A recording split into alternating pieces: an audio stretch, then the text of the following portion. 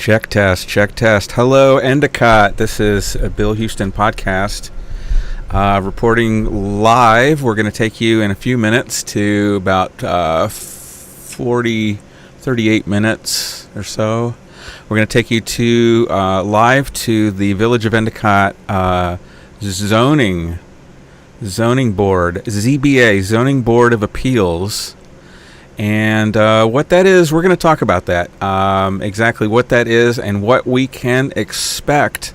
And we're going to be very frank and realistic with you here, friends. I'm not going to blow smoke up anybody's. How can I say that? I'm not going to try to deceive you. I'm not going to sugarcoat things.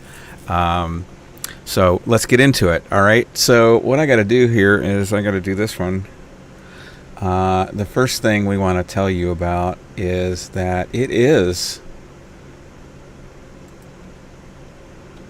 as soon as I can, I'm sorry I don't have my my proper display thing happening here.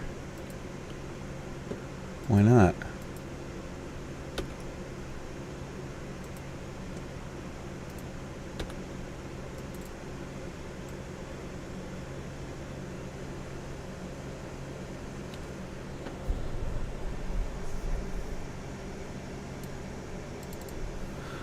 Come on, play the, oh, that's weird. Okay, it's already up. I don't know what I'm doing. All right, so this week, just reminding you, this week is Let's Melt Donna Lupardo's Phone Week.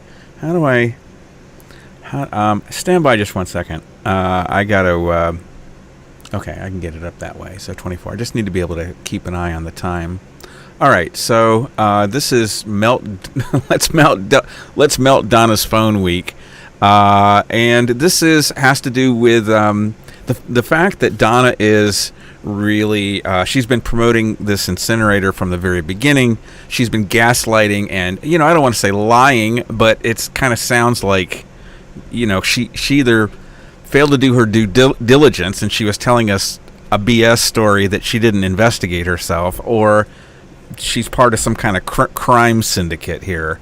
So either way, it's not looking so good on Donna Lupardo. We're going to get into more specifically what this is about. But basically, Endicott, we were denied our due process rights. And there were many violations of New York state law, including SEQR, the State Environmental Quality Review Act. And there's even in the New York penal law, there's something called issuing a false certificate. Guess what? I think that might have happened here. There might have been false certificates issued here, and it's a felony in New York, and you can go to jail for a year for issuing a false certificate. So we didn't get a Type 1 seeker. We didn't get a coordinated review, although DEC said they did. They said they performed a coordinated review. Little error. Joe Sluzar, the lawyer for the DEC, says it was a typo. Oh, it was just a simple typo. Oh, okay. How come every error that the DEC makes somehow goes against Endicott? That's my question. So there was no coordinated review, which is really key because the coordinated review. The coordinated review in Fenton was really key to defeating the facility. So coordinated review is not something trivial. There was no positive declaration. There was, in fact, a negative declaration that was fraudulent. Okay, we're talking about the DEC's environmental review here, and there was no environmental impact statement, which you have to do if there's a positive declaration. And there was no DEC public hearings. Typically, when you get a full EIS, you get 4 public hearings. We got this many. So we were seriously denied our due process rights. And I think I'm just looking at my slide order here. So I'm asking everybody, Republican, Democrat, I don't care who you are, what party you're with, no party at all, Green Party, Libertarian, Socialist, Communist, whatever. pick up the phone and call Donna Lupardo and ask her. First, watch my little hot mic video, which is like 3 minutes long. You can watch it. Donna Lupardo caught on the hot mic. Go find that video. It's on my channel. And basically, I asked her, do you think the DEC should follow the law? Do you think that we're going to get to this? I'm getting ahead of myself here. But basically, Donna Lupardo really should write to Basil Segos. We are asking her. We are demanding that Donna Lupardo write to Basil Segos. She wrote one letter, didn't mention any of this. This is so important stuff. She's talking about PFAS. Whatever. We're not getting an environmental impact statement the way things stand right now. So you have to call Donna Lupardo and ask. You got to bug her. Okay, this is super important. I'm going to try to get through this because we're gonna take you to the live Zoom call at the top of the hour. That's when that's supposed to start. We want to start over with a Type 1 seeker. That's what's required by law. Donna Lupardo, we need a Type 1 seeker. That's what I want you to ask Donna for. Okay, got that? Type 1 seeker. I know it's kind of technical jargon, but we have to... just say the DEC should follow the law. If you don't want to remember all this technical jargon here, just say, Donna Lupardo, please make the DEC follow the law with regards to the Sunjeel incinerator. And get her to say incinerator, too. She keeps calling it green manufacturing or recycling facility, something like that. That's bunk. Okay, it might be overall sort of like a recycling facility, but somebody should have mentioned prior to my work, which started around September through November of 2019. It's one of the electeds, Jason Garner, Donna Lupardo, John Bertoni. I'm trying to leave John alone because he's no longer the mayor. He's kind of out of it, but all of the elected officials that were named out in that first press release from Empire State Development back in September of 2018, somebody should have alerted the community that there was an incinerator component of the recycling facility, okay? So we want a coordinated review of the facility, not of the zoning change. I mean, that's important that the zoning change, if they needed a seeker on that, they needed a 239, fine. We also need a 239 on the facility itself, okay? And the DEC didn't order it. Oops, typo, just a little typo. We want a positive declaration because all it takes is one unmitigated impact. And between No Burn Broom and concerned citizens of Endicott, we've identified dozens of unmitigated impacts. So WTF, how come we didn't get a positive declaration, DEC? Is the DEC working along with Empire State Development in order to once the it's like to remove the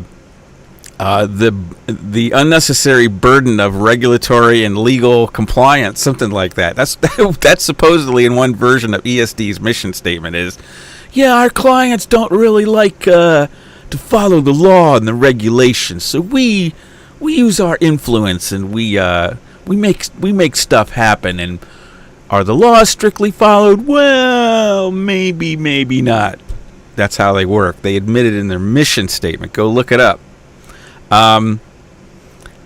So we were not only denied.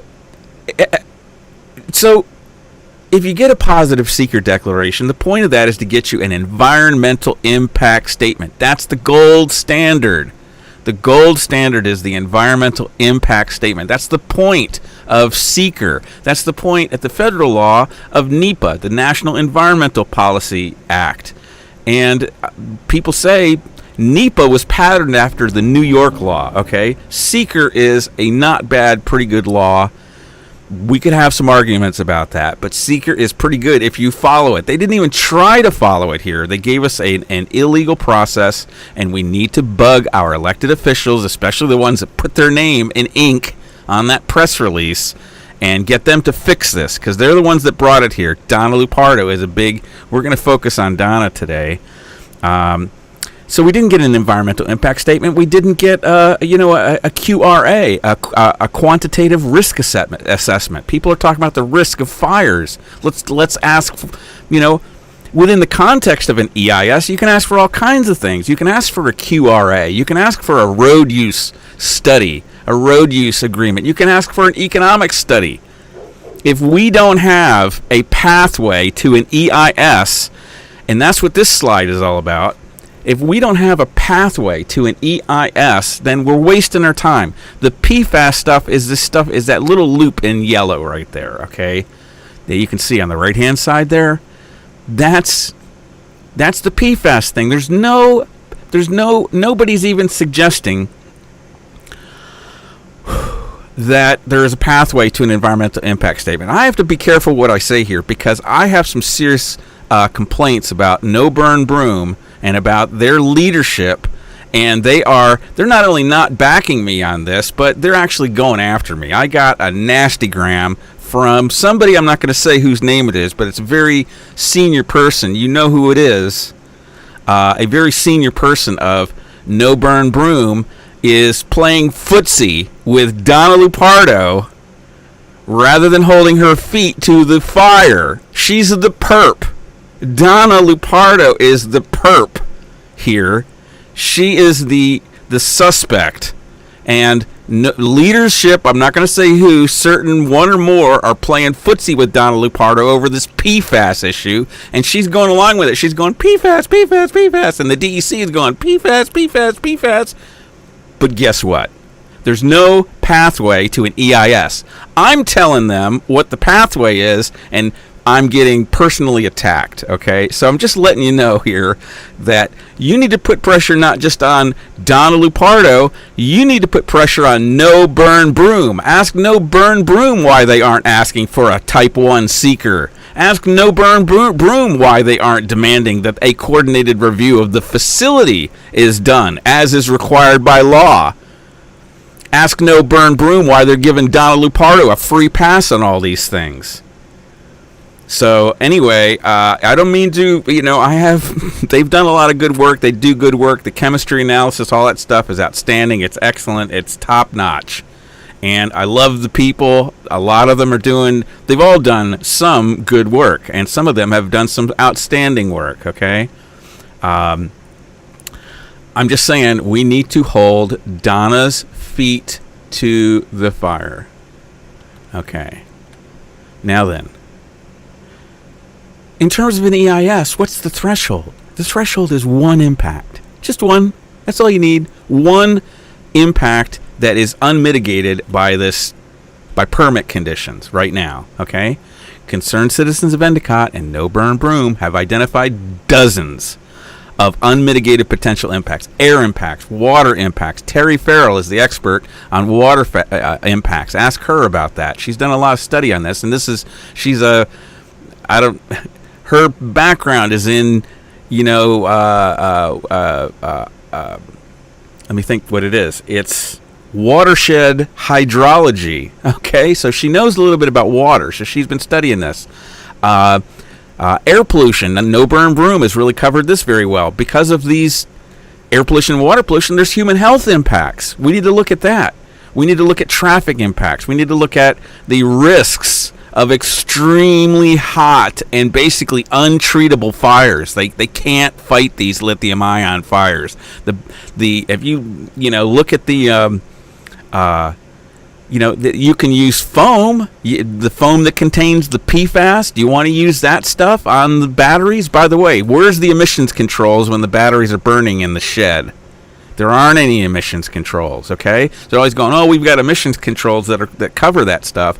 Not when there's a fire in the shed. There's no emissions controls. And the only way you can fight this stuff is with like PFAS foam. This is that highly contaminating thing. Do we want to do that? Or the fire department basically just keeps people back. That's what they do, and they let the thing burn itself out. That's the only way to fight it, quote unquote, is to basically just cordon, establish a perimeter, keep people back, maybe do evacuations. There's been no, so there's these untreatable fires, possibility of explosions, quality of life impacts, socioeconomic impacts, loss of property values, loss of tax base. Hardly anybody's talking about that.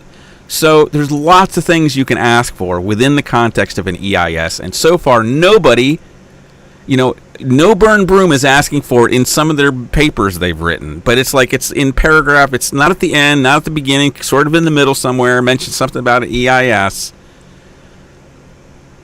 We need to bug Donna Lupardo to give us a legal process. An EIS is not optional in this case. It's a requirement by law.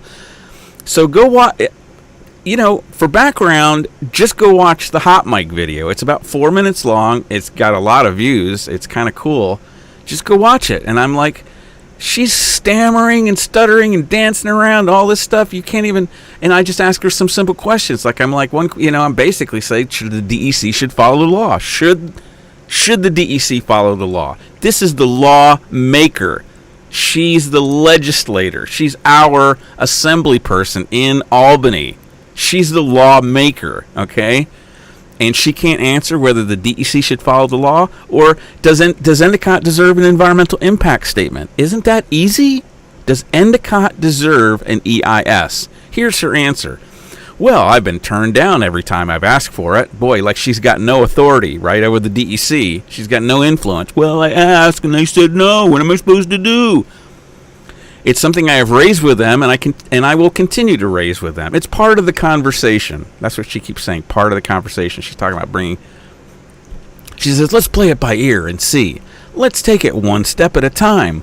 My thing right now is that everybody deserves a seat at the table. What the hell? What? It's like I'm in my last video. I made the analogy. It's like as if you're a shop owner and you catch somebody stealing and you call the police, and the police show up and you say, "Hey, you going to arrest this guy? I caught him stealing. Here's the video evidence of it." And the police respond with, "Well, let's play it by ear. Let's take it one step at a time." My thing right now is to make sure everybody deserves a seat at the table. It's like what do you? If a cop said that to you in such a circumstance, you'd go, "Hey, arrest the guy. I caught him stealing in my store." So let me just check something really quick. We got 20 minutes. All right. So she's like, I'm not that knowledgeable to comment on that right now. I mean, I can't really knowledgeably comment on that now. Let's not go there right this minute. No, not right this. I don't want to go there this minute with you right this second. Go listen to it. It's staggering in her obfuscation and deflection and gaslighting and dancing. It's really uncommon. Go watch the Donna Lupardo Hot Mic video later on. And she's like, when you got the 4-leaf clover and you're like, she loves me not. She loves me not. Here's Donna Lupardo. I'm not dodging you. I'm dodging you. I'm not dodging you. I'm dodging you. This is what she says. She's like, I'm not trying to dodge you. I'm dodging because I don't have it off the top of my head. Again, I'm not dodging. I'm just not prepared to talk about this right now. Oh, really? Donna Lupardo, who's been calling the incinerator green manufacturing all this time. She's running for office unopposed. By the way, this is a deal that the Republicans make with the Democrats to basically not challenge Donna Lupardo. And the same thing probably happens with Fred Akshar. I bet you he runs unopposed or is running unopposed. I think he is. So they made a deal. They want to have this. There's been always this split in Albany. They want to share power, the Republicans and the Democrats. So they make these deals, just like the Independent Democratic Caucus, the IDC. Anyway, I don't want to get into all that, but there's this deal. She's running unopposed. What the hell? What the hell is going on? What's her excuse for dancing around and gaslighting this thing? We need to hold her feet to the fire. We're halfway through the slides. We got 20 minutes. Okay, so I got to burn through this. All right, so right to DEC. We want to call Donna, okay? 607-723-9047. That's her landline for her office. 607-723-9047. And there's her email address, lupardod@nyassembly.gov. We want you to, contact her via social media, contact her via email, phone call, letter, every way possible, including melting her phone. Let's call her phone so much it gets hot and starts melting. That we want her to write a letter to DEC Commissioner Basil Sagos that says that we the people, and she's representing us, right? Supposedly, purportedly, we demand that the DEC rescind the existing permit that's illegal, that for the Sunjeel incinerator, and give Endicott a legal and legit seeker review as required by law, not the Endicott special, the coordinated review, the half-assed, let them slip by. Let's give this fake looking process here, but let's get out the Crisco. No, we want an environmental impact statement, a type 1 seeker as required by law. And if you get all tongue-tied, this is a lot to say, just call her up and say, Donna, the two things. We want an environmental impact statement, EIS. Donna Lupardo, we deserve an EIS. And the second thing is, we deserve a legal process from the DEC. The process we were given is illegal and defective in many ways. So if you can call Donna Lupardo, help me and help the village, call Donna, because she's acting extremely bizarrely. I mean, she's either going blip, blip, blip, she's going kind of cuckoo in the head, maybe, I don't know what. She's having a senior moment, or other than political corruption, what's the possible answer for her dancing around and having trouble with the question, should the DEC follow the law? She's having a lot of trouble answering that. That's messed up.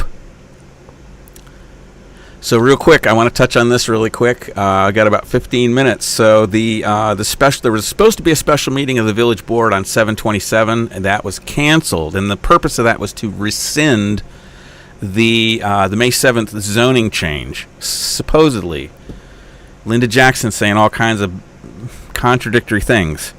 The first vote was delayed. First vote was scheduled on 7/20. The first vote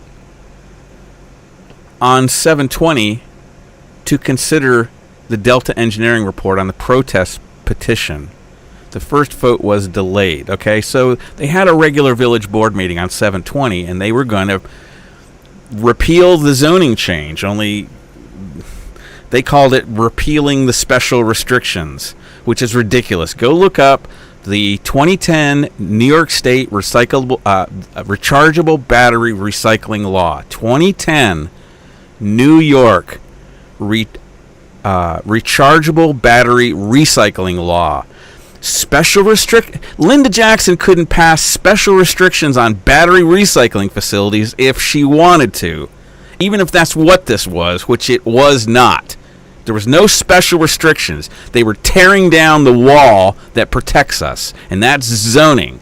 They had to change the zoning, which prior to 5/7 had an express prohibition of incinerators. So they had to remove the express prohibition. They had to tear down the wall, the fence that was protecting us, and Linda Jackson calls it adding special restrictions. It's bogus. BS. It's baloney. It's baloney. 2010 New York State rechargeable battery recycling law. Go look it up. Local municipalities are preempted from regulating battery recycling facilities. So if you hear Linda Jackson talking about special restrictions, tell her to knock it off, because it's gobbledygook and it doesn't make any sense. And it's illegal. It's wrong. They couldn't pass special restrictions. So, now, the reason for the protest petition is because that would mean there's a supermajority requirement on the 5/7 vote. That means the vote failed. That means Sunjeel is dead. if we get the protest petition, if the Delta report, which is supposed to be back any time, they canceled the 5/7 they canceled the 7/27 meeting because the Delta report wasn't back yet. So they're still waiting for it. Now we're in kind of like a legal limbo because this kind of makes us vulnerable to a permit. But the experts that I've been talking to think that it's a little bit unlikely the way that this was hyped in the media. They're not likely to try to pull a fast one. They're going to wait for the Delta report to come back. But then let's remember that there's another reason for I don't have that slide. There's another there's a second requirement. Here it is right here. There's a second requirement for the supermajority vote from GML 239M subparagraph 5, and that's because there was the half a page recommendations of the 239 review of the zoning change. Frank Evangelisti, he said, hey, maybe you might want to think about making a requirement for a site plan review, or you might want to think about making a requirement for a special zoning category for incinerators. Yeah, good idea. The village ignored it. That triggers an extraordinary vote from GML 239M subparagraph 5, and that also means Sunjeel is dead. The zoning change failed. So we've got a couple of different possibilities for a DOA hit on, a death hit for Sunjeel coming up really soon, and the fire marshal is going to determine if the site plan review is done. We got a lot of pressure, a lot of heat going that way. So there's a critical vote tonight. What's the time? I got 12 minutes. So there's a critical vote tonight, and the public will be heard. And what this is you can go to that link above, Endicott. Go to the Village of Endicott board, the Village of Endicott website, and look for board meetings. And look for the Zoom link for tonight. If you want to ask a question, you got to join Zoom. I'm going to be live streaming it right here for you and for the record. So if you want to make your voice heard, join the Zoom call in a few minutes, in about 10 minutes. Regarding an appeal of an alleged zoning, I love the way they put alleged zoning determination relating to a battery recycling business called Sunjeel MCC Americas LCC on the property 801 Clark Street. So that alleged gives us a little clue. So let me see where my slides are at. This is what I'm getting skinny. This is the skinny that I'm getting through the grapevine, okay? That it looks like that village attorney Robert McCurtich, who's kind of like the legal counsel to the zoning board of appeals, is going to say that there was no determination. There was no administrative determination that meets the definition of the law that triggers the applicability of a zoning board appeal. And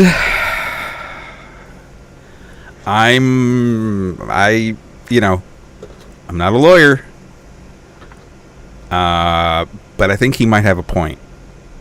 I'm just being honest. I told you I'm not going to pull any punches here. I think he might be right.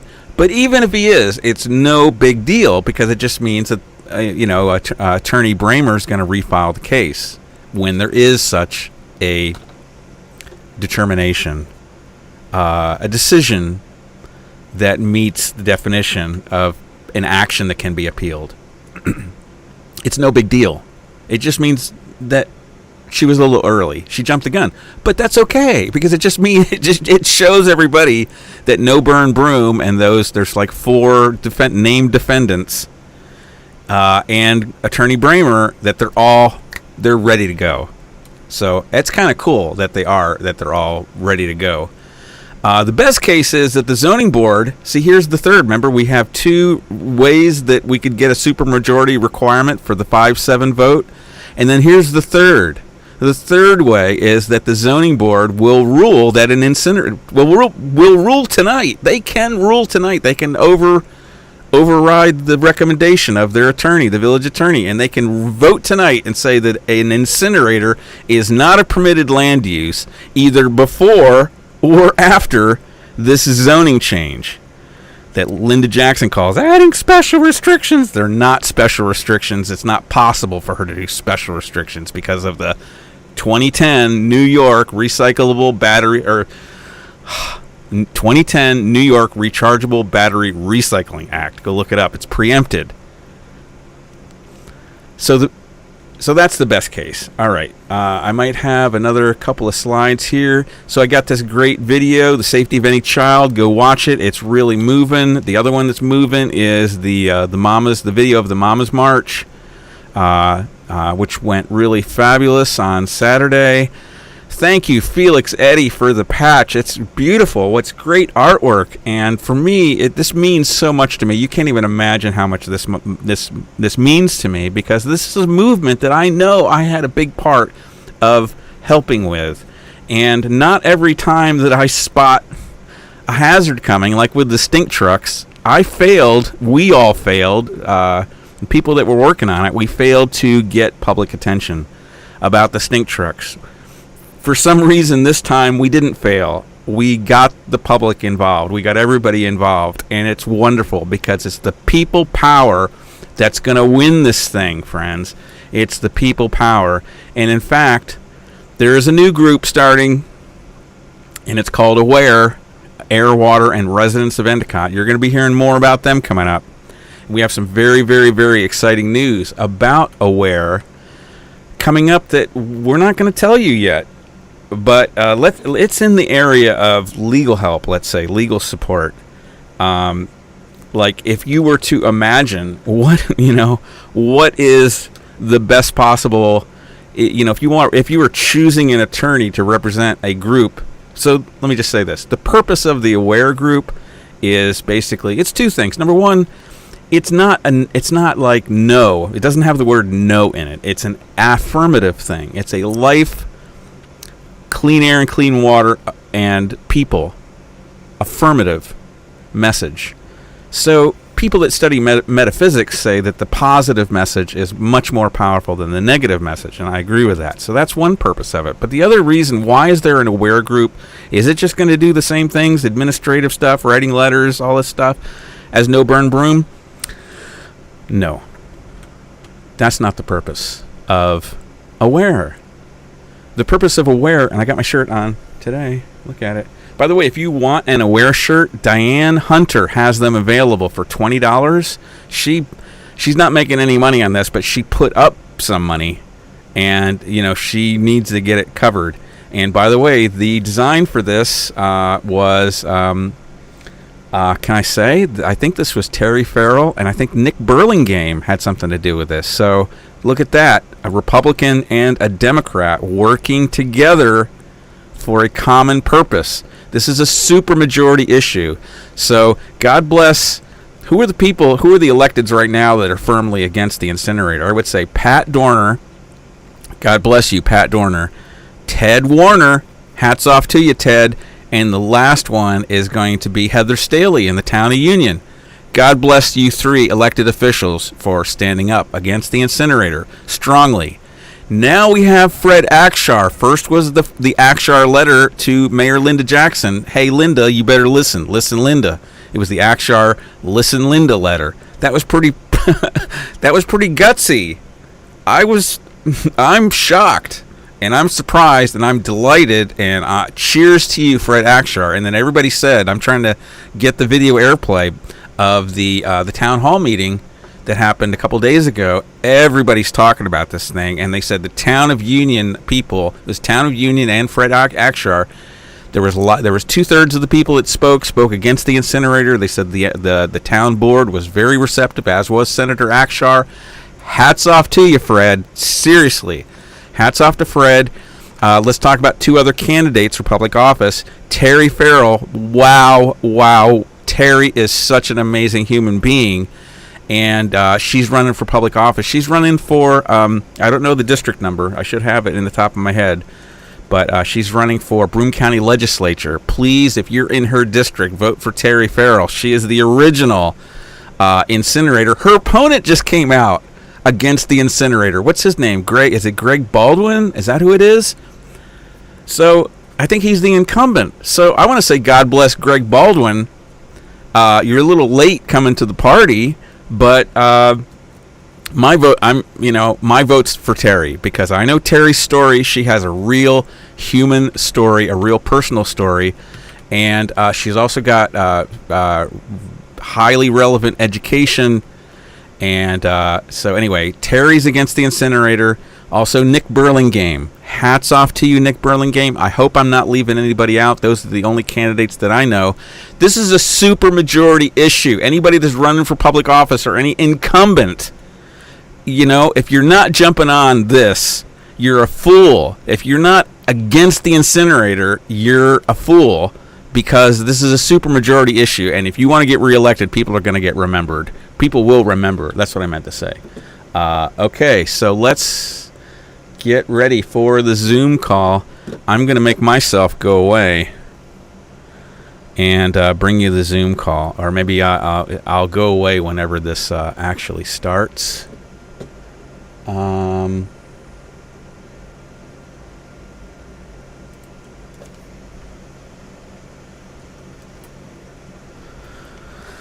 Okay, we are just waiting for the Zoom call to start.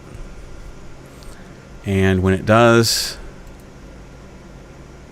we're going to take you to it. So, once again, just as in summary, this appeal might get dismissed. But in my opinion, it's no big deal. And I'm still very, very impressed with the job that Claudia Braymer is doing. And I'm really, really thrilled that she's a part of this team, because several of her letters and her papers so far have been pretty outstanding. Now, we are still looking to expand the legal team, okay? We're going to need two things. We need, number one, we need an attorney to represent the Direct Action Group, which is AWARE. And what AWARE is, I started telling you this before, AWARE is nonviolent direct action. It's in the same category as the women's suffragettes. The women, there was a huge group of highly influential women, including Elizabeth Cady Stanton and who's the one on the Susan B. Anthony, and also a little bit lesser known, but Matilda Jocelyn Gage. These incredible women that were brave and smart and educated. And one of my favorites is this. If you look up Matilda Jocelyn Gage, she did some amazing work on women's rights, and she said you cannot be a citizen if you don't have the right to vote. She makes a very, very compelling argument. She ties it back to the Wizard of Oz, and she ties it back to the Haudenosaunee, the Native Americans' culture, and how they did administration, how they did, made decisions, that kind of thing. So it's fascinating. This and the what's her name? Sally Rorsch Wagner is the author that has written about Matilda Jocelyn Gage. Anyway, so we're looking for we're developing this nonviolent direct action group in the tradition of the women's suffragettes, in the tradition of My Name is Allegheny County, that defeated a low-level nuclear waste dump in Allegheny County. This was back in the early 1990s, I think. And also in the tradition of We Are Seneca Lake, where there were over 600 arrests at Seneca Lake to defeat this Crestwood underground gas storage facility. And it took a long time, and a lot of people got arrested, but they finally defeated the project. So we are ramping up for this. We are in this legal limbo state right now where we could get a building permit almost at any time. So AWARE is just be aware that AWARE, Air, Water, and residents of Endicott are getting ready. We're calling in nonviolent direct action trainers. We're getting legal support. So that's one legal thing we're trying to fill in the gaps for. And the other one is we still have to sue the DEC. And we're going to sue the DEC. Claudia Braymer, attorney for No Burn Broom, is going to sue the village. They got that covered. What we need to cover is we need to do an Article 78 on the DEC for the permit and the amended negative declaration, because those are the ones that are still kind of... In fact, the permit's been withdrawn, so we've got a little bit of time. We have 90 days from when they issue the action, beginning when the courts reopen. As far as I know, the courts are still closed. You can't file new actions with the courts. So we're in this really weird legal limbo, but we're going to be ready to go.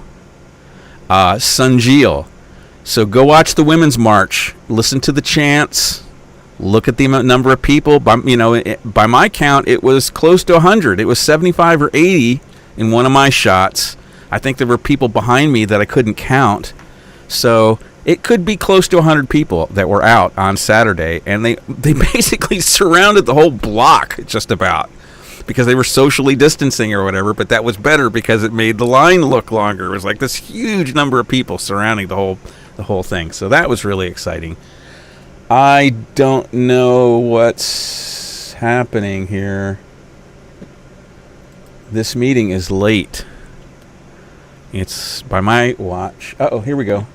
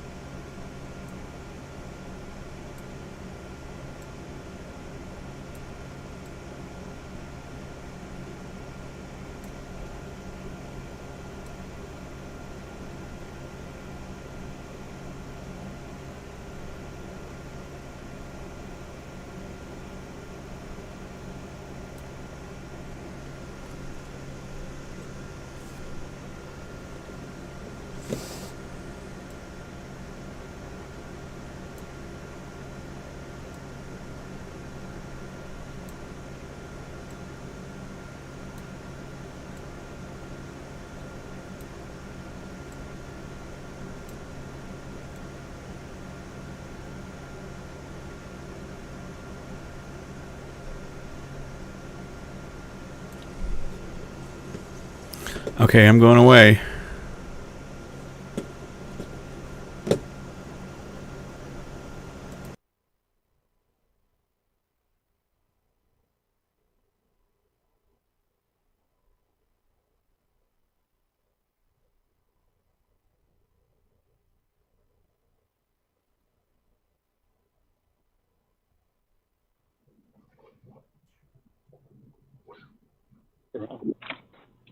Okay, I've still got the little mute thing on this.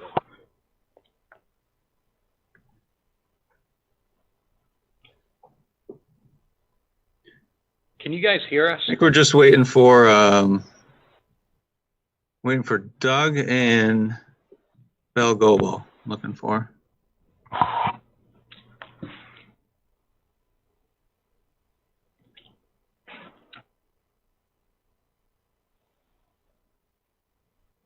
Oh, well, mine's got the little slash just like that. So I guess I'm good to go here. So Anthony's checking if Doug and Bell are on.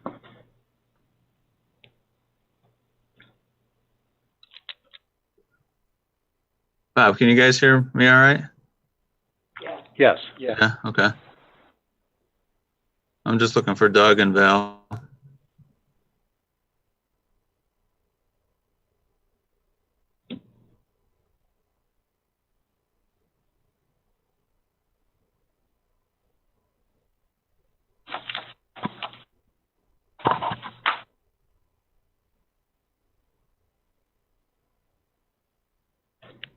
going out to Europe.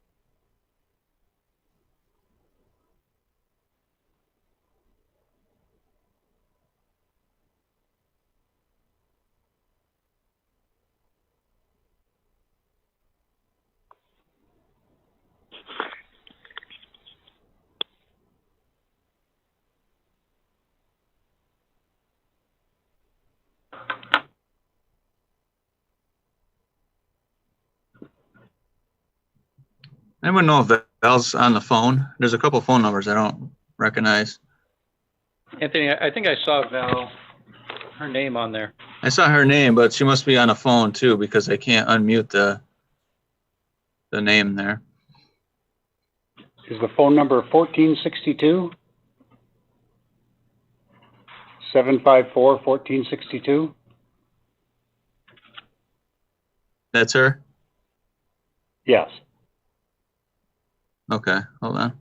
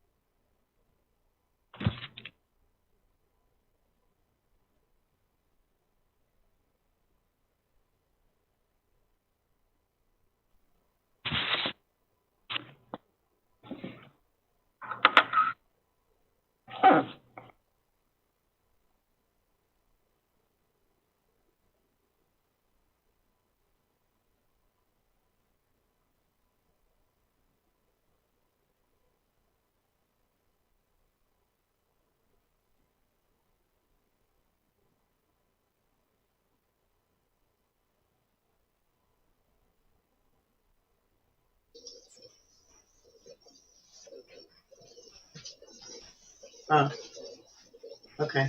I think I got it now. There she is. See, Val, can you hear us? I can hear you. Okay. Took me a while Is to that Val? unmute myself. Yep. Is that Val? Yeah, she's Yes, on. it is. Do you want your video on? Yeah. What about Rosanna?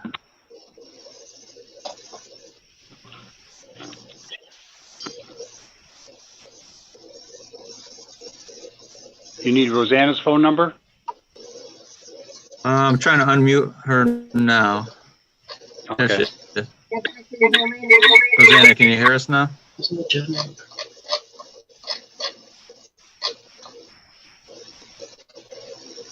got 74 people. Whoever's running it should mute everyone unless it's their turn. Okay.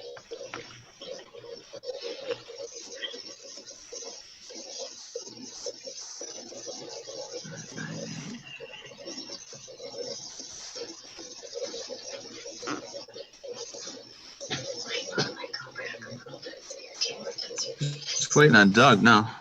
And then that should be the whole board.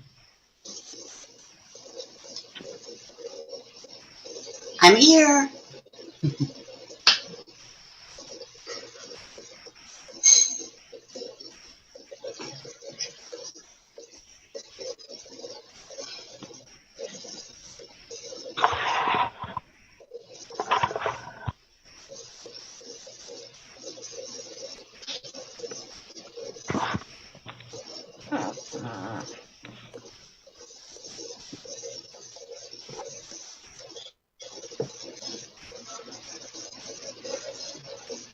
Okay, Doug should be calling in right now.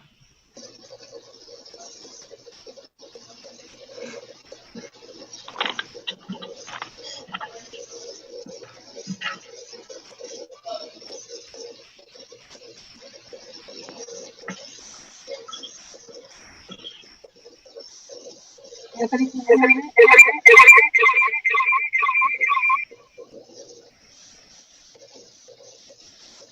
That would be the alien contingent.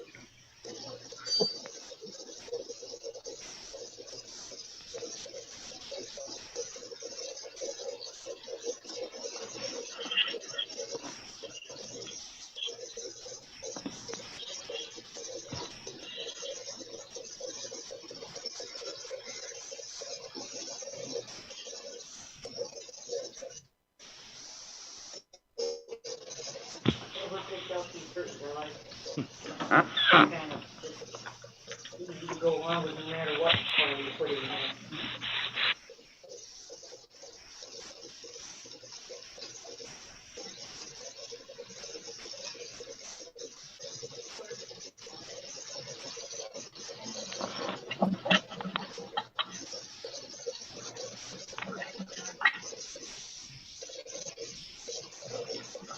Doug, can you hear me? Yes, I can, Anthony. Okay. Looks like, I believe everyone's on. And Rosanna, you can hear us too?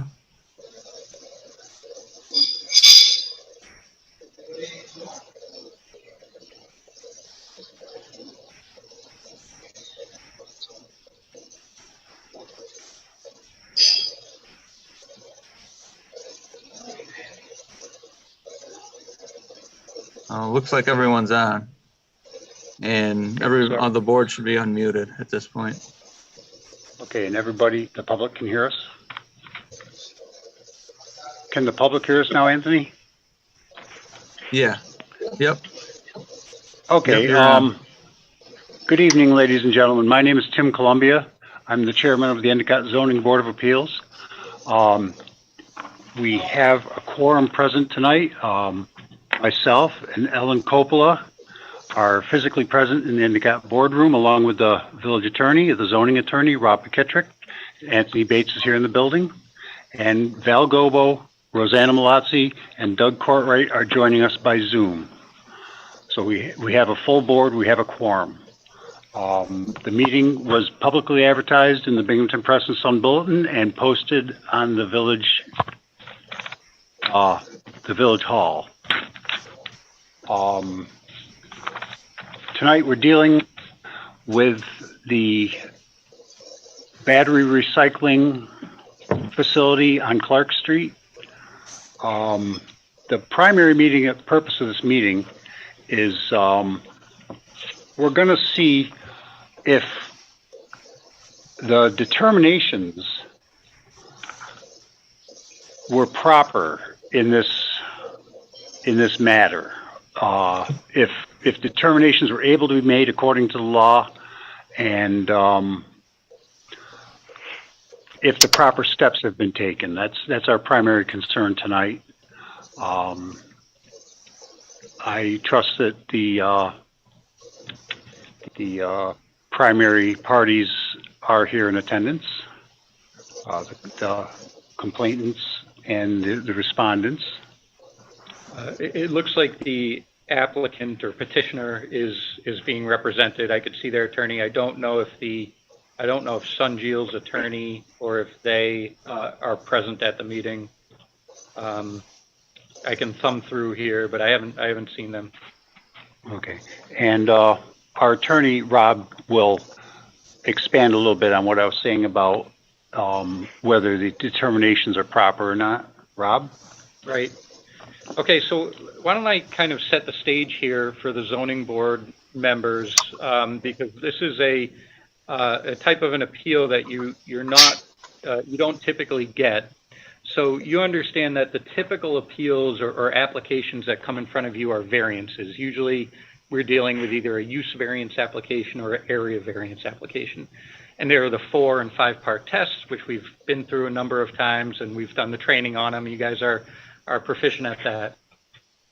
This is not one of those kinds of cases. This is a third type of case, and it comes under Article 68 of our code, and it's an appeal of alleged determinations that were made regarding the Sunjil facility. Okay? So the appeals are of statements made by the mayor and the village manager in regard to whether the Sunjil facility is an allowed use for industrial. So we can talk about kind of the merits of that, but before we do, there's a threshold question that I think the zoning board needs to address, and that's whether or not you have jurisdiction to hear this appeal. And I'm going to tell you what Article 68 says in terms of what kinds of appeals you're allowed to hear.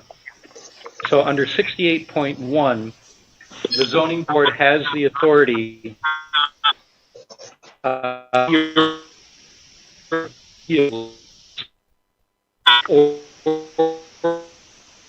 number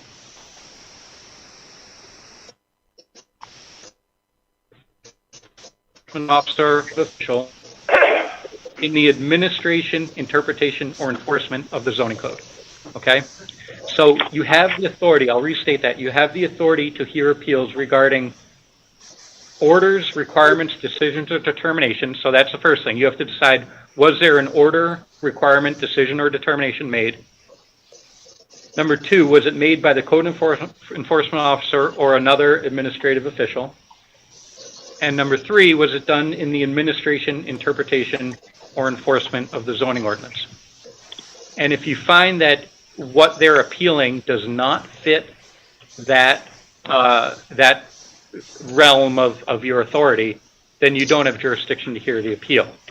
If you find that you do that they do fit that definition, then you can move on to the merits of the decision, which is whether or not the statements made by the mayor and the village attorney were proper. Okay, so I think what we've got here is really a two-part analysis, starting first with the jurisdictional issue. And just so you know, the actual, and we can let the applicants, you know, phrase their appeal however they want, but in their written materials, they're appealing two things. Number one is statements made by the mayor that the Sun Geo facility is an allowed use as is a manufacturing use, which is allowed in the industrial district, allegedly by the mayor. And number two was an email by the village manager stating that after the zoning amendment allowing recycling facilities in the industrial district, after that was approved, he said that a building permit could be issued. So that's the second group of issues that are being appealed. Okay, so I hope that kind of helps define your role in the issues. Any questions from the zoning board in terms of kind of how we're attacking this and what's at issue in front of you? So first of all, Bob, this is Doug. We have to determine whether we can hear this appeal based on the jurisdiction that you've just given us. Right. You're a board of appeals with limited jurisdiction, and the jurisdiction is set forth in 68.1. So if you find you don't have jurisdiction to hear this, then you don't have the authority to rule on the merits of statements made by the mayor and the village manager. So that's what we have to determine first, then. I would say yes. Okay.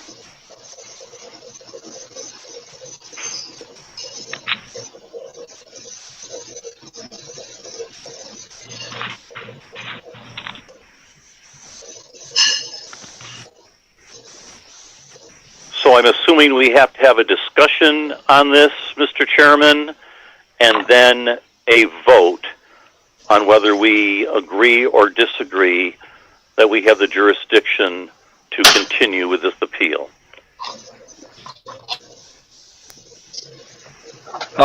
Yes.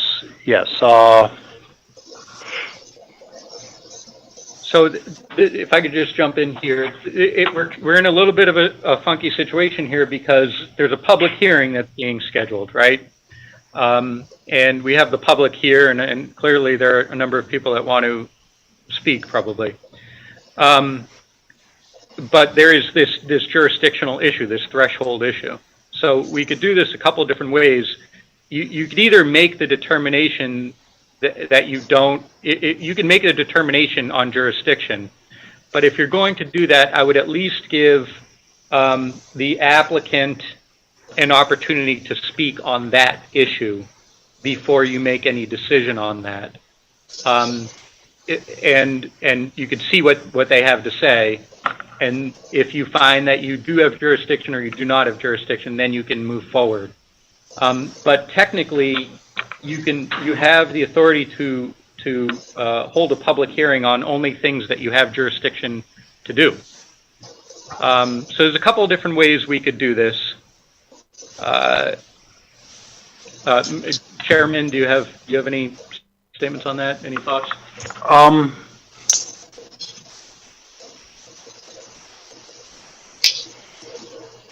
Well, we should let the applicant speak Mm-hmm. and hear what they have to say.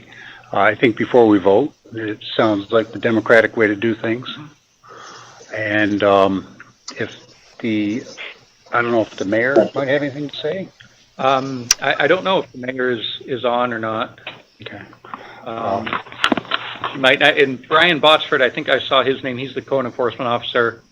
He's also on, and I know Anthony's on, and I can certainly speak to the legal issues that have arisen in regard to jurisdiction. But I think it would be reasonable to at least hear from the applicant on the limited issue of jurisdiction first, and tackle that issue before we move on to the merits. Right. We'll take it one step at a time here. Yeah. Yep. Okay. If we could have the applicant, any thoughts you might have on this? Okay. Anthony, can you unmute? Yeah, I'm Claudia? unmuting now. There we go. Okay.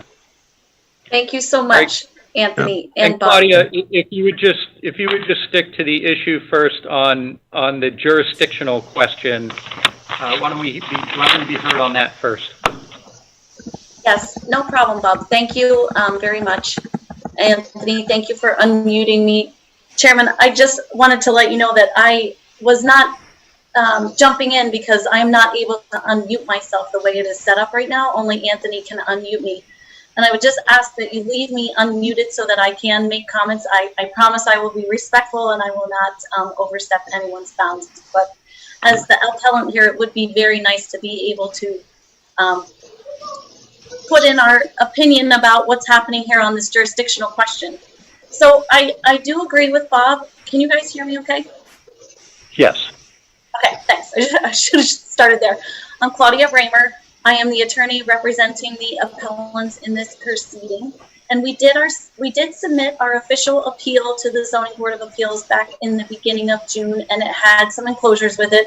I'm assuming that all got distributed to each of the board members. And as Bob said, as your attorney said, we are appealing two determinations. One is by Mayor Jackson, and that was in her statements where she said that the facility had already been given permission by DEC, which is the Department of Environmental Conservation, in December. And basically she was saying that there was no further permitting needed at all by the village. And that's what we are appealing. It's our position that her statement is incorrect as a matter of law per your own zoning code. The other decision that we are appealing to you as the Zoning Board of Appeals is that of Village Manager Anthony Bates in a statement that he made about the facility being able to go forward without any further permitting once the recycling facilities law had passed. And I will be respectful of the issue that is right before the ZBA, but I just want to step back for a second. This is about a particular facility that is being proposed for the industrial zoning district. And the zoning district has very limited number of permitted uses there. So basically what we were asking is for a decision from this board granting our appeal to you, which is on writing, overturning the decisions of the mayor and the village manager, and finding that the proposed facility is prohibited pursuant to your code and would not be allowed without a use variance. We are not asking you to make that use variance determination yet. That would basically be up to Sunjeel to make their own application to this board. We are asking you to interpret the zoning code, and that is what we are bringing before you in this appeal. That is within your jurisdiction, and that is why we are making the argument to you that at this time, now, with these two written decisions by administrative officials from the village, that you, as the body who interprets the zoning code, it's your job to look at those determinations and determine whether or not they were proper and correct according to your zoning code. And I will point to you in the section that your attorney was mentioning about the applicability of your jurisdiction, it does say that you have the ability to overturn and correct a decision or determination made not only by the code enforcement officer, but by any other administrative official. And I argue to you tonight that both your village manager, who is essentially your village clerk, and your village mayor are both officials from your village who were making official determinations. Maybe they didn't mean it so, as Anthony wrote in his email tonight, or his letter that I got tonight, but they are out there, and an applicant could have relied on that just as easily as we are saying we rely on that for the basis of our appeal to you now, that you look at those determinations and you make a decision that they were not proper, and that this facility does need to have further permitting by the village, whether that's a use variance, site plan review, an aquifer permit, a building permit. They cannot just walk into this village just because they have a DEC permit. So I will stop there. We do have a presentation on the merits of our appeal, but I will not go further. I think that is where I should stop for now. And I would ask that I can remain unmuted, please. Tim, do you mind if I ask Claudia a few questions? No, go ahead. Okay. Claudia, thank you for that. Just following up on your statement there. So I understand you're focusing on that phrase, or any other administrative official, as being something that gives the mayor and the village manager the authority to make a zoning determination, right? I'm saying it's the basis for the appeal. Okay. But wouldn't that mean then that, so, and the statements that you're pointing to from the mayor, for example, were statements made to the media and in a private email that was sent to another individual, right? Yes, I believe they were emails that I got forwarded from the public, part of the group who's working on the village board issue. Yep. Okay. And so you understand that that under our code 68.7, I believe, official determinations are provided a presumption of correctness, right? And they have to be appealed within 60 days. So if we were to interpret the code in the manner that you're saying, wouldn't that mean that any statement made by the mayor, whether it's a private email to a friend or a business owner, or even a statement made to the media, could be viewed as an official determination, zoning determination, subject to both a presumption of correctness and a 60-day appeal period? And if that were the case, wouldn't that open up the zoning board's jurisdiction to essentially review any zoning statements made by the mayor?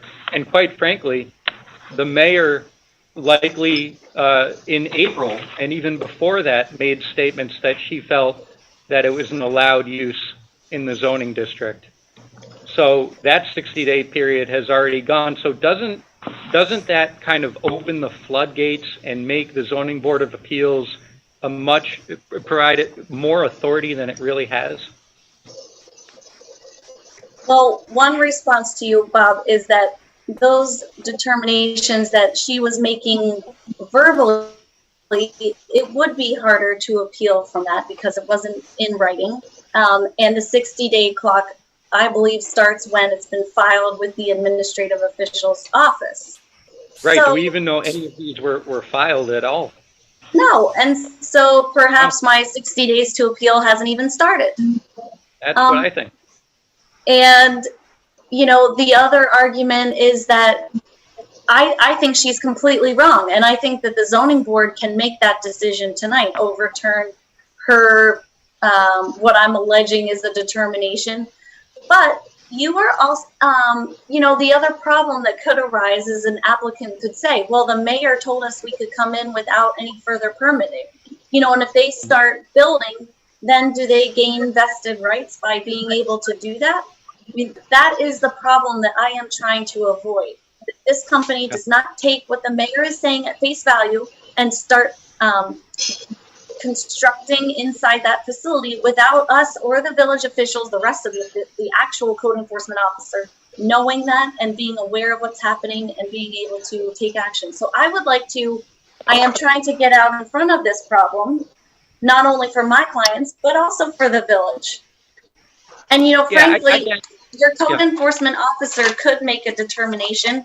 That is another option that I would consider, that the ZBA look at. Our appeal is not jurisdictional, then you have the authority also to ask the code enforcement officer to issue you a determination. Yeah, I understand why you brought I understand why you brought the appeal and why you want to have the issue heard, but I'm concerned that this isn't right. It's just not ready because there hasn't been an actual determination made. I don't believe that the mayor under our code has the authority to make a zoning determination. If you look at Chapter 7 or Part 7 of our zoning code, the code enforcement officer is the official who's been designated as the person who can interpret the zoning code. Now, the code enforcement officer can delegate that authority to subordinates, but the mayor and the village manager neither of them are subordinates, and the code officer has already gone on record on a letter that I know you've seen saying that he didn't delegate it to anyone. And in fact, he hasn't made any determination yet. He hasn't gotten any application yet from Sunjeel. And one problem I think with getting to the merits of whether or not this is an allowed use without an application, for example, or plans submitted by Sunjeel, is how do we answer questions related to parking, site plan, even the aquifer permit, which, by the way, is not a zoning law, so I don't think it's subject to this process. But it really, any of the questions of whether or not this is an allowed use, if we don't have actual plans that have been submitted, how does the code officer make that determination? So I think our problem here is one of ripeness, of being premature, and it needs to wait on the code officer's determination.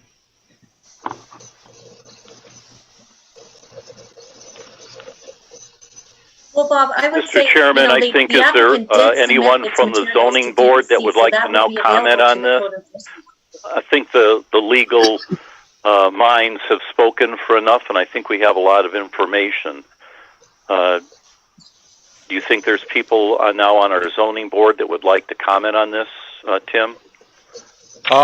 Well, Doug and Val, Rosanna, you're remote, so if any of you'd like to speak up, please feel free. Introduce yourself and state your concerns or your thoughts. Val Gobo. Hello, Val. Are we putting the cart before the horse here?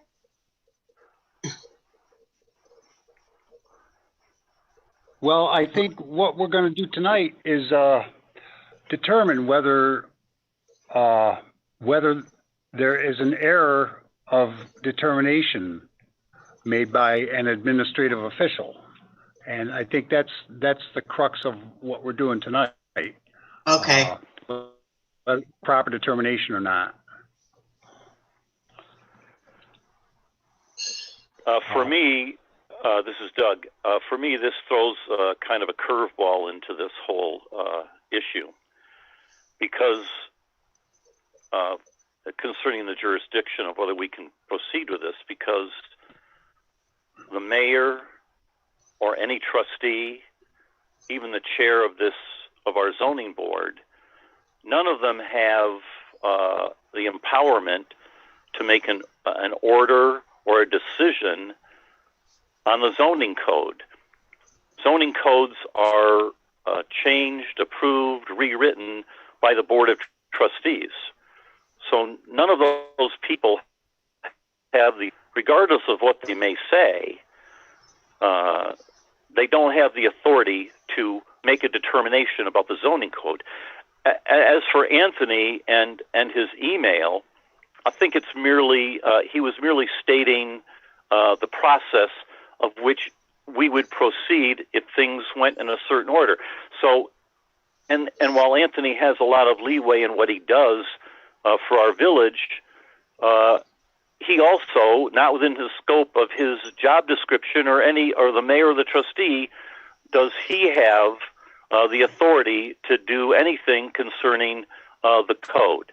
That's the Board of Trustees. That's their job to do that. So they're not doing anything that can bind the village to anything. Whatever they say, it doesn't bind the village, doesn't hold the village to anything, because it really is just their opinion. It's not necessarily fact, and it certainly doesn't become the law. It certainly has to go to the Board of Trustees. As for the code enforcement officer or fire marshal, whoever is designated to review the code, it is as the lawyer has stated, it is a broad interpretation.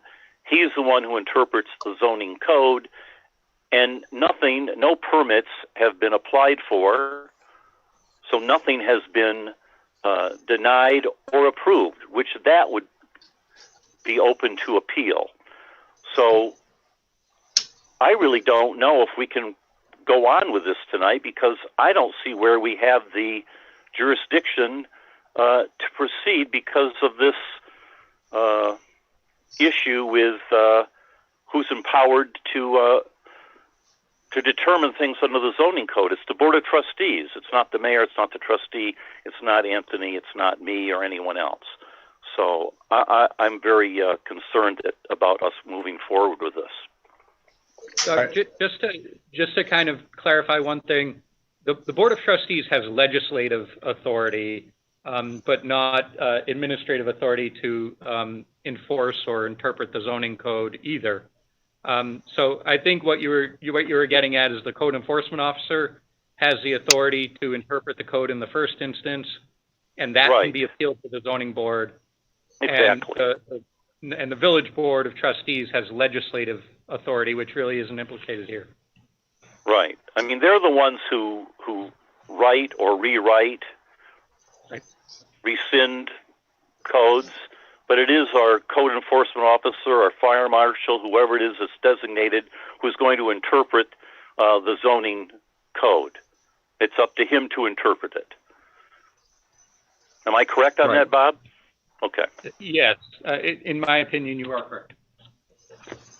Right. So, Doug, tonight we would be acting under section 368(1), whether we are authorized to hear whether there has alleged to be an error in a determination. So that's the first part of what we're going to be doing tonight. And we've heard from the applicant. Does the mayor want to say anything, or? I don't know if the mayor is on.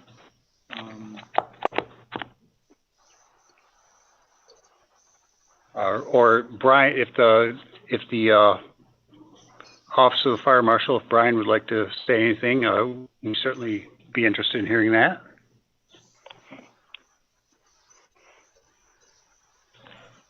Just good.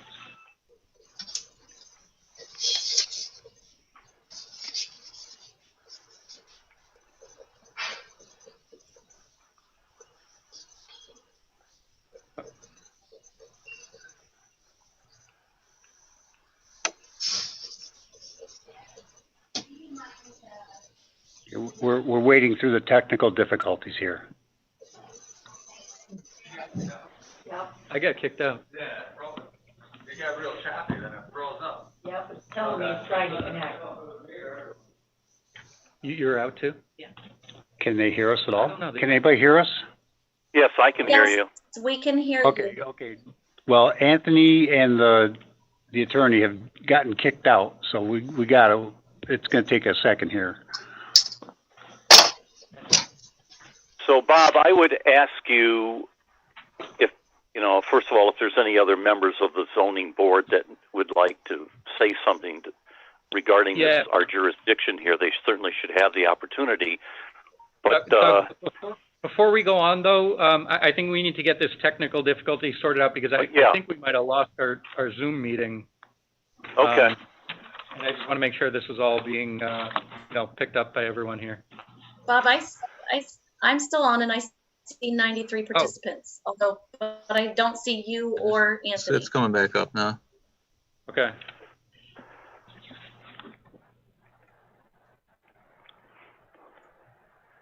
Also, Valerie left the room. Valerie did? Yes. Did it get real choppy and then it cut out? That's what happened here. I didn't notice it being choppy. Oh, it was like I couldn't hear it. But then now it looks like everything's coming back on.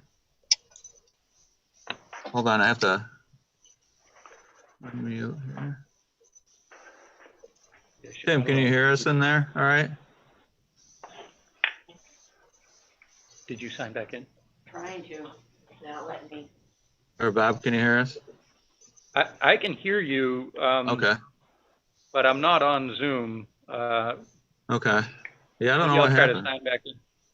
It started cutting out and then I lost the screen here. So, but it looks like everyone's coming back on.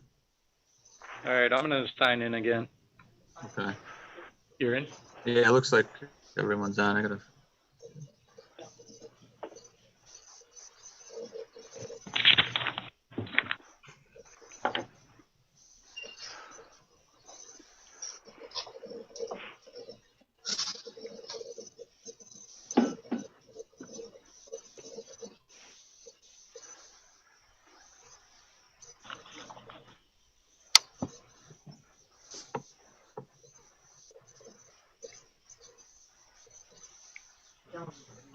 Yeah, mine too. It connects. Shows my. Doug, you're still on, right? I think I'm back in. Okay. I see Doug's number. Doug, are you there too? I'm still here. Okay. Okay, All right, Roseanne, did you have any thoughts you wanted to share with us? Let me find Rosanna here. Can you hear me? Yeah, it's a little Is that you? faint, but Yeah, can you hear me at all? yeah, I can. Okay, so I was listening to Doug and I think I agree with what he is saying. I don't hear that anything anywhere that we could say, if you can't really go against people who are just speaking or showing you a process, that doesn't make it official. I kind of agree with what.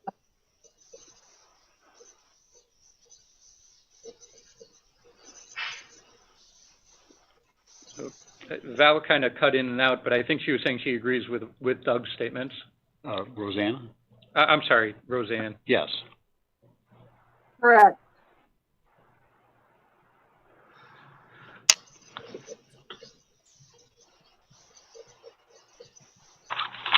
And Ellen, Yes. any thoughts?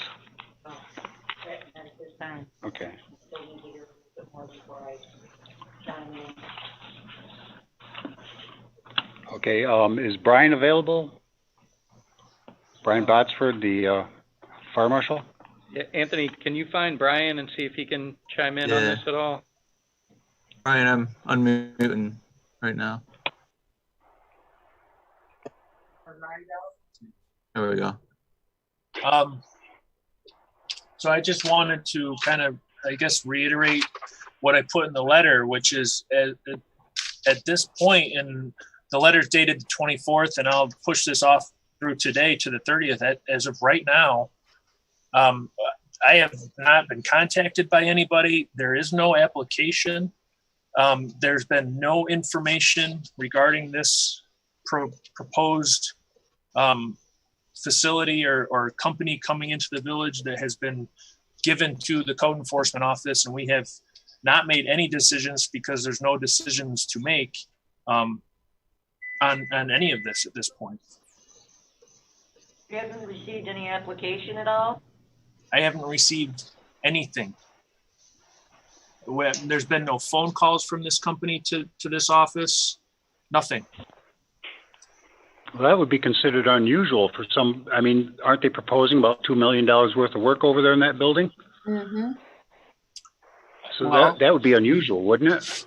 I don't know if they're waiting to get all their ducks in a row, or they're waiting to see what happens within the village, or I don't know. Like I said, I have not spoke to them.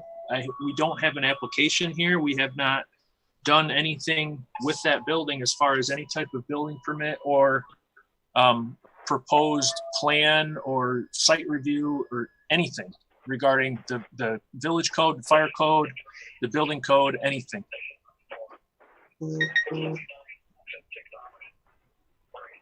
And if they don't get a building permit, they can't nail two 2x4s together. No, they can't. Need a building permit. And that's not just within the village code, that's within the New York State Uniform Fire Prevention Building Code requires building permits. And I would enforce all of that and make sure that we're following the code as what the requirements are of the code and what it says and what needs to be done. That's what this office does. And like I said, we have not had anything from them. Nothing's been done or been decided or nothing.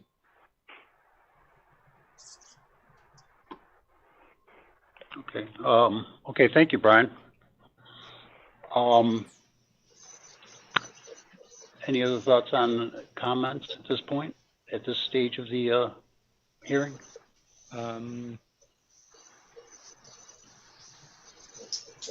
Because we're just doing well, the first step is to decide whether we have jurisdiction. That's what our first vote would be on.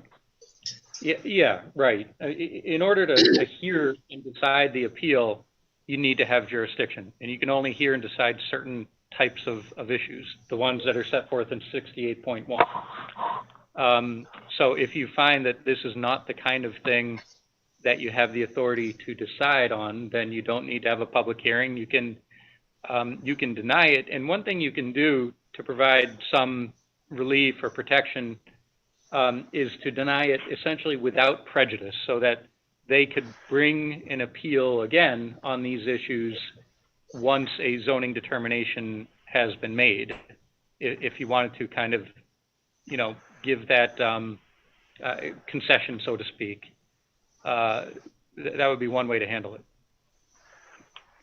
And without prejudice is a legal term. I understand that's not a common everyday term. That's a legal term, meaning without preventing you from re-raising the same issue when it's ripe.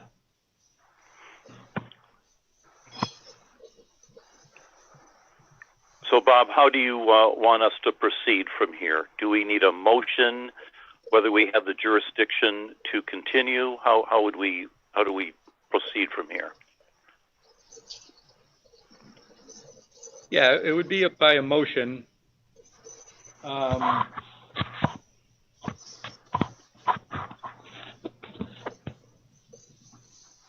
Just give me a moment.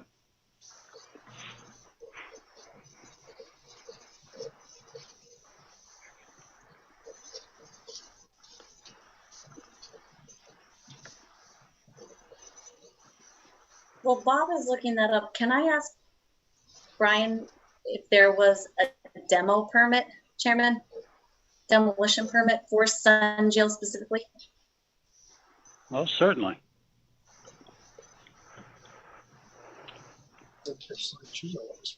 There was a demo permit issued for that building. It was not issued to Sun Jail. It was given to Huron.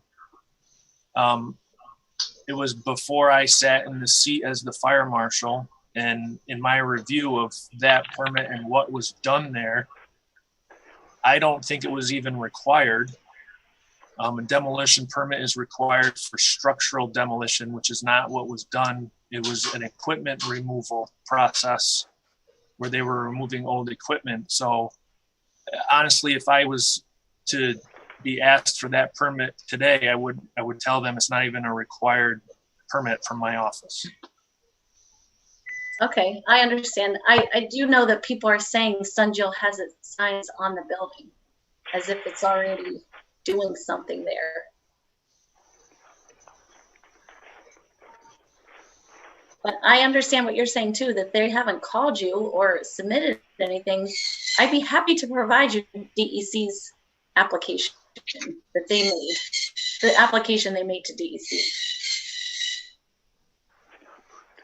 Well, I think the application to DEC and any building permits to the Endicott code enforcement would be two different things. Yeah, the way Oh, this yes. typically works is that somebody will come in and say, I've got a project at this particular address, here's what I want to do.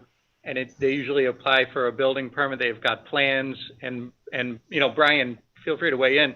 At that point, Brian would say, okay, this is either an allowed use or it's not an allowed use. It needs a special permit or a site plan or aquifer permit or whatever other approvals.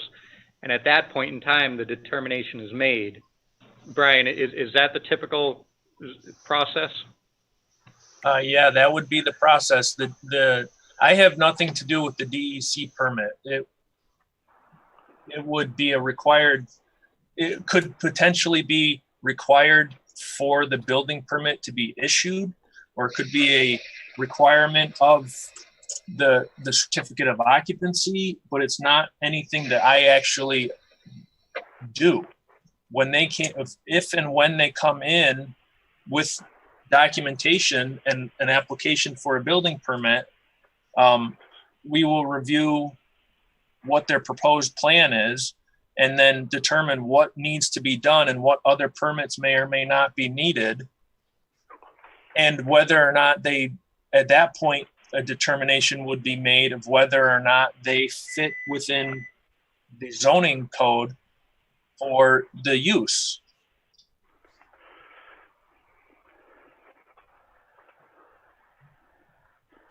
Right. Right. I was not suggesting that you would review DEC's permit for anything other than just understanding what they are proposing as far as the process. But you're right, you would have other information that you would need to understand for their site, their specific site, and your code. And it is a little unnerving that they have not submitted anything to the village.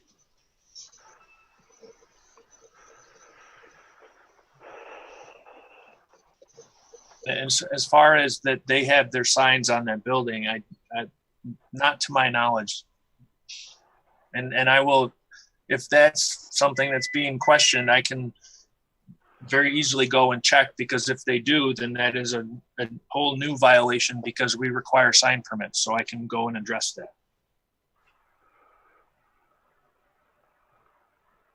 Okay.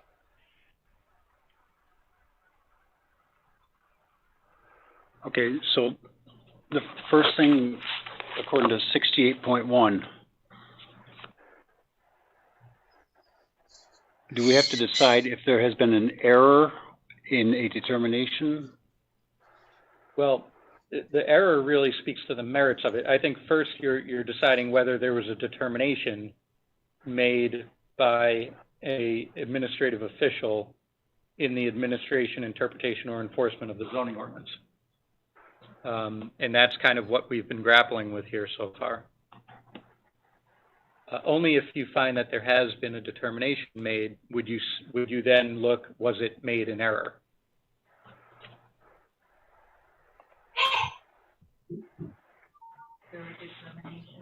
Well, right, there was an email sent by the mayor and some public statements that were made by the mayor.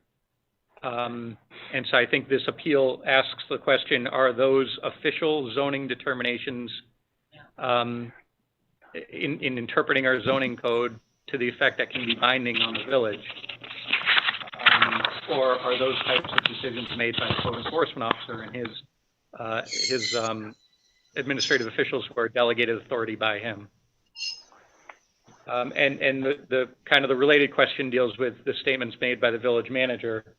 Same question, same issue there.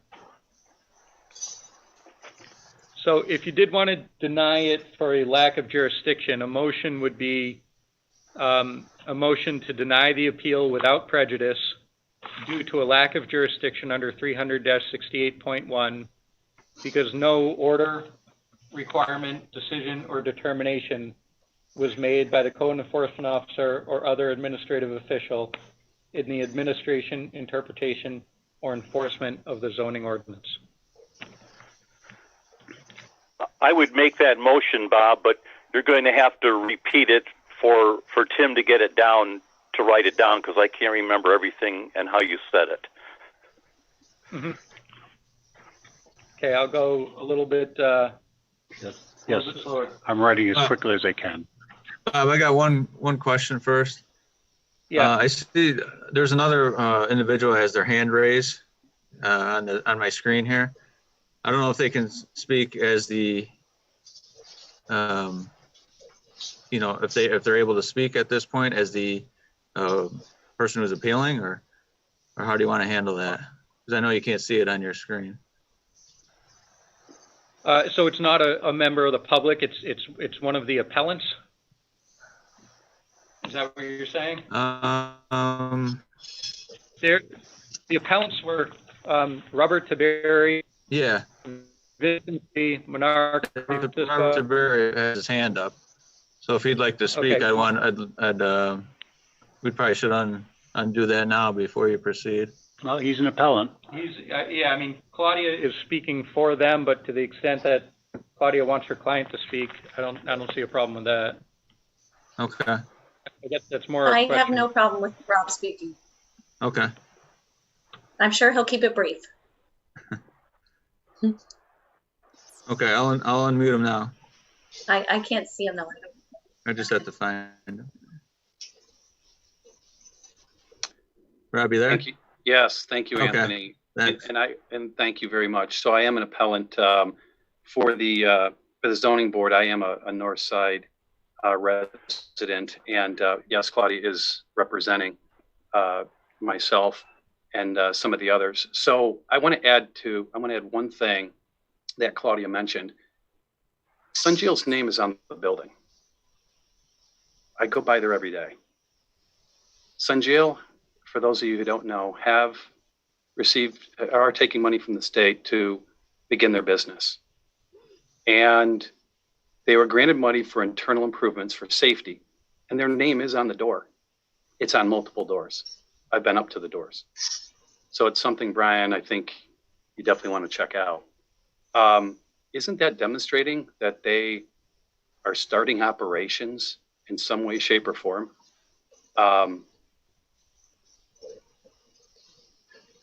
In addition, for the mayor to say they were here and she can't stop them. I mean, if you take just a minute and take a step back and think about some of the things I just said, that's what's happening. That's really what's happening down on Clark.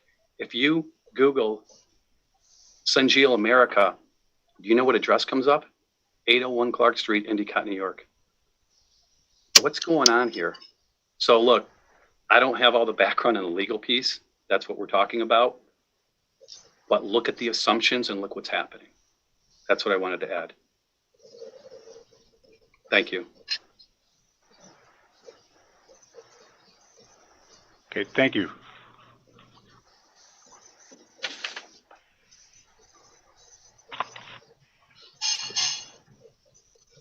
So the motion would be to deny without prejudice. Help me out here. Well, Brian, do you feel that there's more legwork you need to do in terms of contacting Sunjil and whether or not they are operating on the property before the zoning board makes a determination on this appeal? Well, if based on the information that's been said here tonight, that I do feel I need to go over there and at least look into what's going on. I've had zero, like I said, I've had zero information as to anything new going on in that building. So if there is something going on there, I gotta go see what it is and see if it raises to the level of that they need a building permit, and we will address that.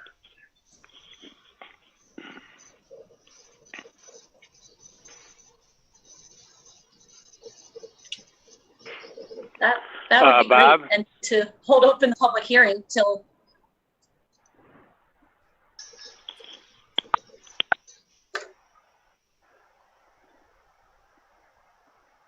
We lost you there mid-sentence.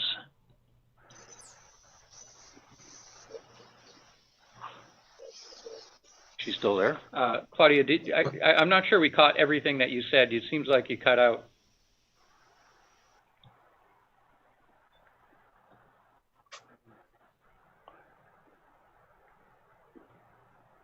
Okay. I don't know. I don't know that Claudia- anything that's been currently said that changes that we need to at least proceed with the motion and then see what happens from there on. Mm-hmm.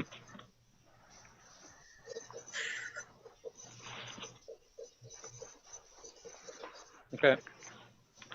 So I can restate the motion, and I do have it written down here, so I can show it to you afterwards if you want. Okay. But, so it'd be a motion to deny the appeal without prejudice due to a lack of jurisdiction under 300-68.1 because no order, requirement, decision, or determination was made by the code enforcement officer or other administrative official in the administration, interpretation, or enforcement of the zoning code. Correct.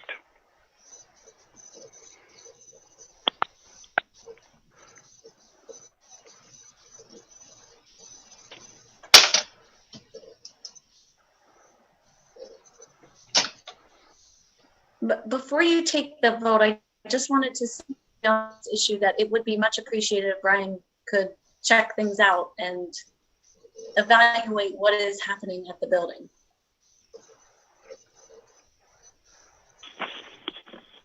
I think he said he would. And I'm just giving our thanks.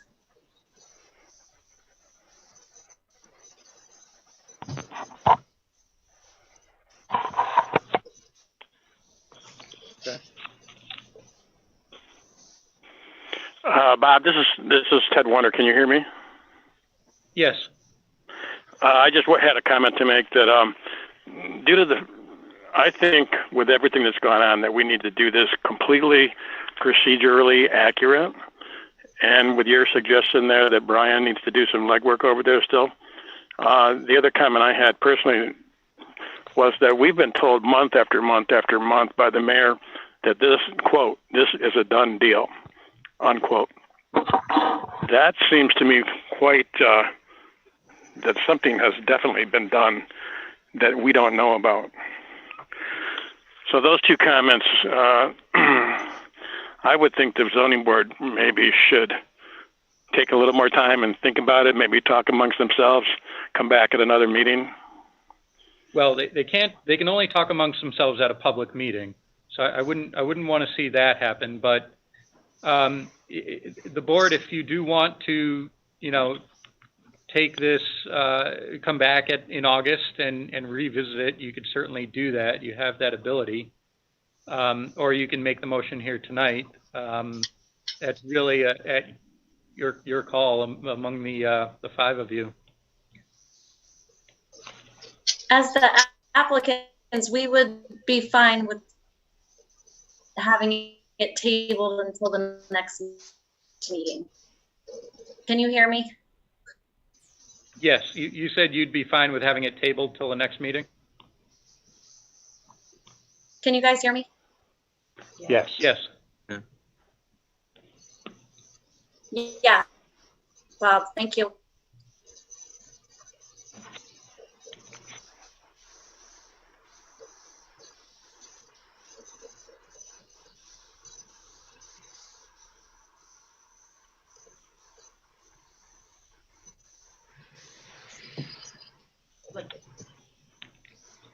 You'd like to wait? you don't really know now. There hasn't been any application submitted. You don't know if they're trying to start building. You don't really know anything except for what the mayor has said. So do you want us to wait until Brian checks things out over there and then we revisit this in August? Well, that would be one Is way to that handle to it. me? I'm fine. I'm not sure it, from a technical legal perspective, I'm not sure it'll matter much, but I think it might give you some more comfort in terms of knowing that there was no official approval there that's been done. And Brian could check out why there seems to be a sign up and maybe some activity or not. I don't know, but he could at least report back before you make the motion. There's nothing wrong with that. With waiting until August, if you want to do that. I'm good with that. Okay, and Claudia's good with that also? Yes, sir. Okay, and how about my fellow board members? Doug? Yes, I'm fine with that. We can wait till August. And Ellen says yes.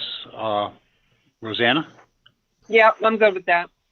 Can we? I'm sorry. I don't mean to make you do this again, but let's do it a little more officially and have a motion to table this matter until August. Third week of August. The third Thursday in August. I motion that we table this until the 3rd. All right. So it'll be a motion to table the appeal until August 20th at 6 p.m.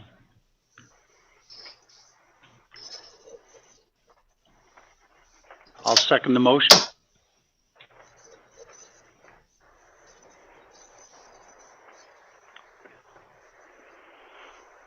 Did you make the motion?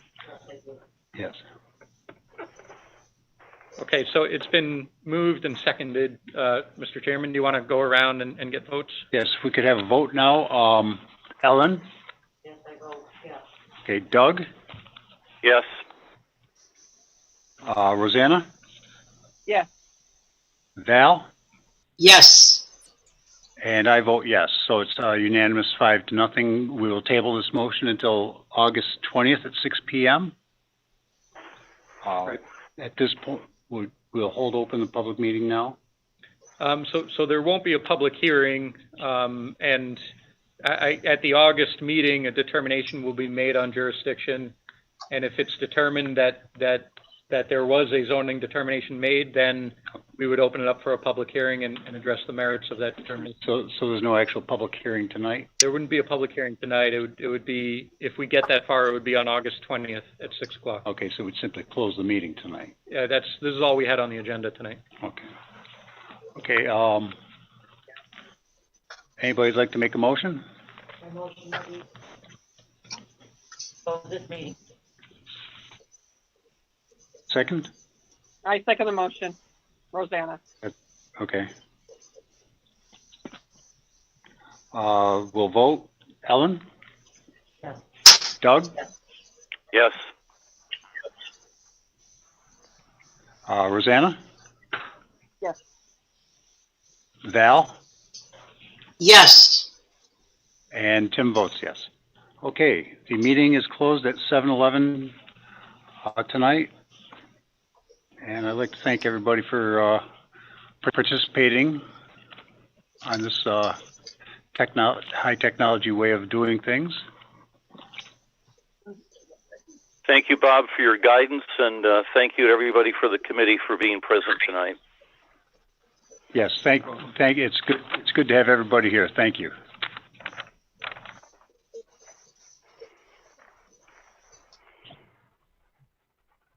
Okay, so I think we're good.